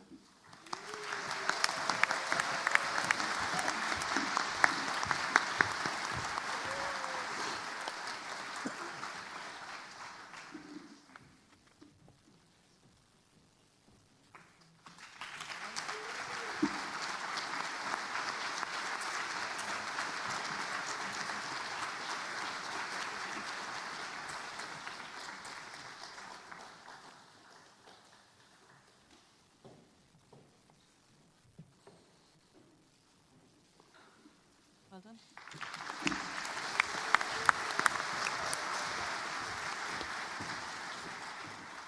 Dr. Nicola Mannion has successfully undertaken a program of study and research under the supervision of Dr. Johanna Fitzgerald and Dr. Fionnuala Tynan, Mary Immaculate College. The title of the thesis is Making Children Visible, Using Student Voice to Shape Inclusive Practice in Mainstream Post-Primary Schools in Ireland. The doctoral candidate will now be presented with their cap by Dr. Johanna Fitzgerald.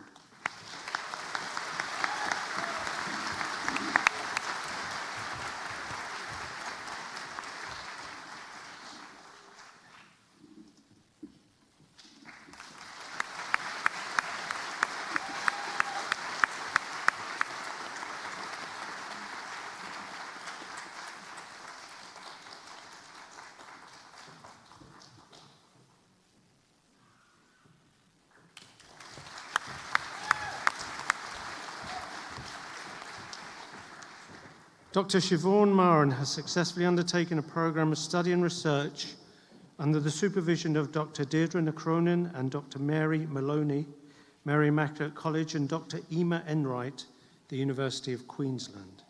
The title of the thesis is Navigating Youth Participatory Action Research in a Primary School Context, Exploring Power, Messy Realities, Tensions, and Challenges.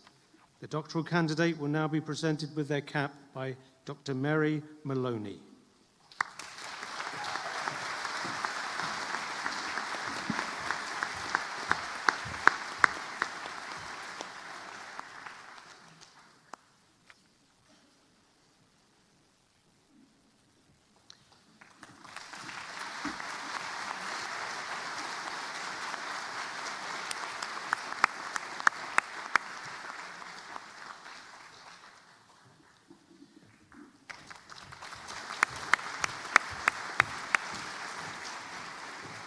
So our final doctoral candidate, Dr. Luke Sweeney, has successfully undertaken a program of study and research under the supervision of Dr. Margaret Nohely and Dr. Mia Tracy, Mary Immaculate College. The title of the thesis is Policy Actors' Experiences of the Decision-Making Processes in Irish Primary Educational Policy Making, 1990 to 2023, The doctoral candidate will now be presented with their cap by Dr. Margaret Notley.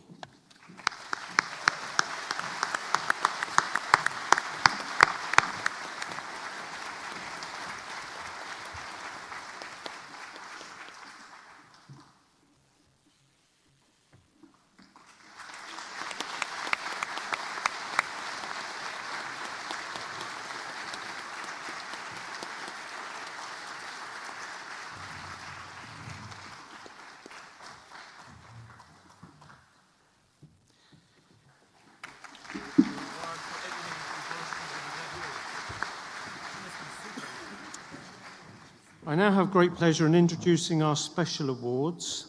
The College Gold Medal on the Professional Master of Education Primary Teaching Programme. This gold medal is awarded to the graduate who achieved first place in the programme. Unfortunately, the recipient cannot be with us today, but perhaps we can give her a round of applause anyway. The recipient is Jenny Bent.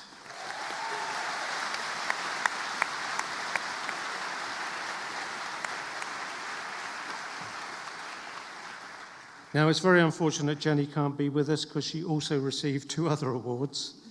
The Irish National Teachers Organisation Bon Via Foster Award for the graduate who is awarded first place in the curriculum education modules, and also the Award for Excellence in Education Research and the dissertation on the Professional Master of Education in Primary Teaching. So, well done, Jenny.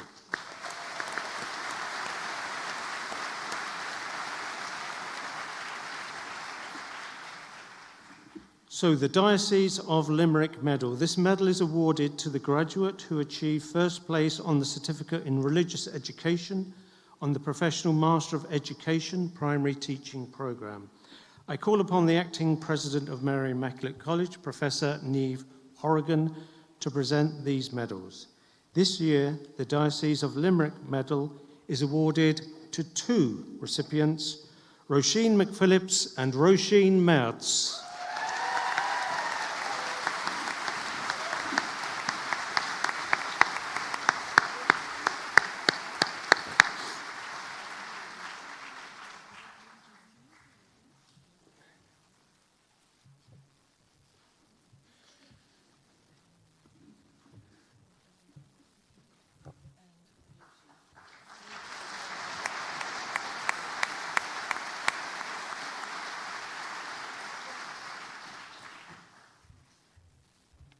So this is what's known as a double Roisin.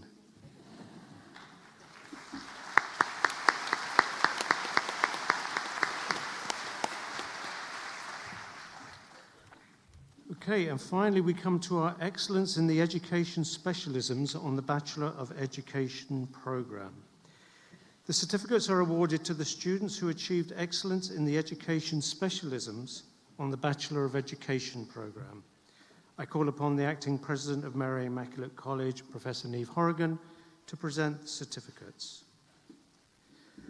For the DESH Educational Disadvantage, Kate Crowley.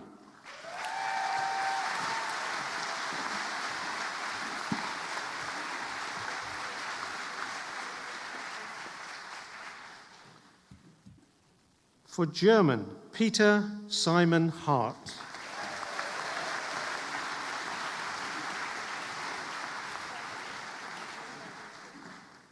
Jawohl. For Language and Literacy, Sinead King.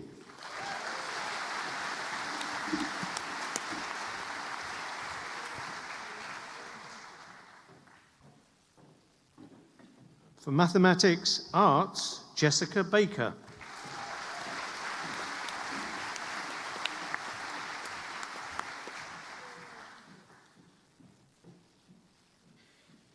For Mathematics Education, Sophie Knowles.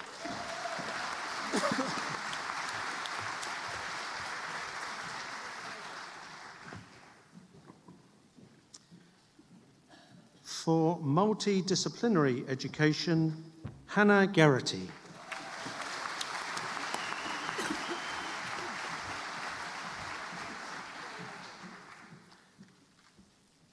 For Social, Personal and Health Education, Kira Ann Leddy.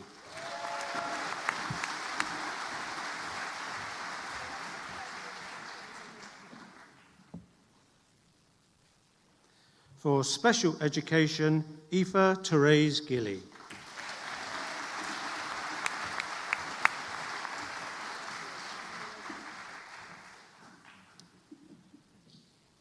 And finally, for teaching languages in primary school, Anna Dean.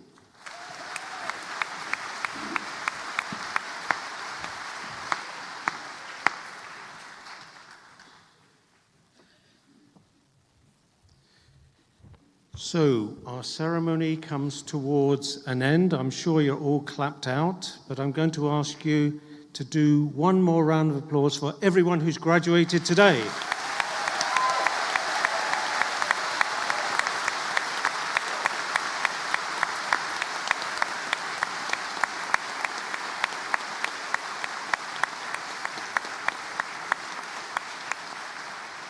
Now, as you can imagine, an event like this takes an enormous amount of organisation. We've had 5 ceremonies within the week, and so there's been lots of work that have gone into the preparation of this. And I'd like to thank a few people, if I may. It's impossible to name everyone, but I'd like to extend my appreciation to our staff in the following areas. Now, I'm just going to read the list and then just one round of applause. I think that's good. That's big enough, isn't it? Yeah. So, Buildings and Estates, ICT Services, the President's Office, Strategic Communications and Marketing, the magnificent Student Academic Administration, Mary I Student Union, our signer, Mary Demodi. We might give her a round of applause for herself, actually, yeah.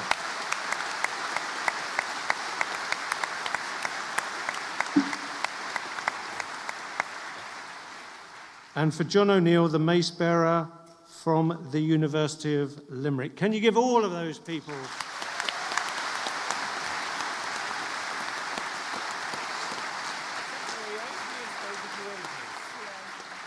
So our ceremony comes to an end, but of course your day in many ways is just beginning. Please do go out into the marquee out there and meet everyone and have a cup of tea or whatever. It's been a real pleasure to be involved in this ceremony, to witness how hard everyone has worked, both on our side, but most especially how hard you have all worked and your great achievements over many years. So we thank you all. Now, the academic staff, along with our new graduates, will leave the venue immediately following the national anthem. Please remain standing as the graduates exit the venue. And now, would you please stand for the national anthem?